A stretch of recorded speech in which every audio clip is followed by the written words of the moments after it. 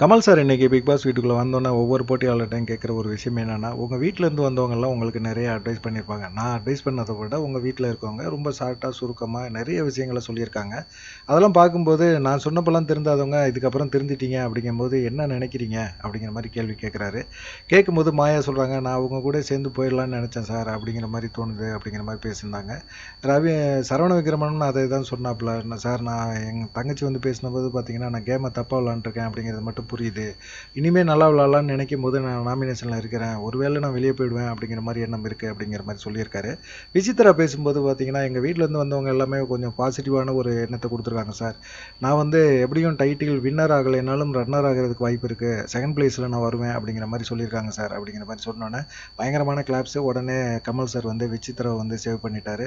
அதுக்கப்புறமா அப்படியே போயிட்டுருக்கு. இன்னைக்கு எல்லாருமே சேவ் தான். நாளைக்கு தான் உங்களுக்கு நான் வந்து என்னங்கிறத சொல்லுவேன்.